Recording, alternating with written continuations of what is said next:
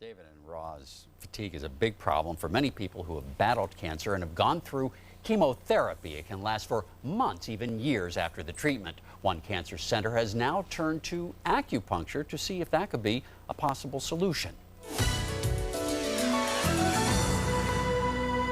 It's quiet at Memorial Sloan Kettering Cancer Center's Integrative Medicine Service. Stephen Scalisi has been coming here to take part in the study to treat his post-cancer fatigue.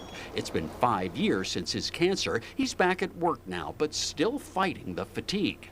I would go home on a Friday afternoon and feel extremely fatigued. The fatigue that it's almost indescribable unless you experience it. Stephen has been through 6 sessions of the acupuncture. Today's session is an extra one for our cameras. Dr. Ming Jin is a physician who has studied the ancient technique in China and in this country. She says the traditional knowledge of acupuncture has been complemented with scientific knowledge about nerves and the brain. Barry Casseleth is the chief of service. She says the results of this small pilot study will determine if a larger study should be done. The patients in the study rate their fatigue right before the treatment. After it's finished, they do it again.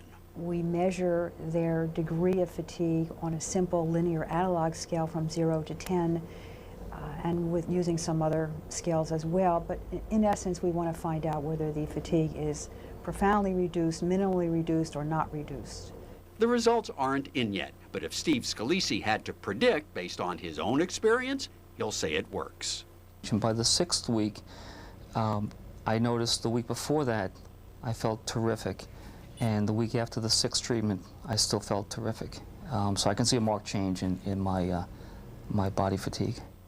The study is not yet complete, and it's important to note that what worked for Steve may not work for everyone. A recent survey found that up to 80% of cancer patients use complementary therapies. So it's important that they be tested to see which ones actually work. If you want to find more on this story and other stories we've done, log on to our website at 7online.com. David and Ross. All right. Thank you, Jay.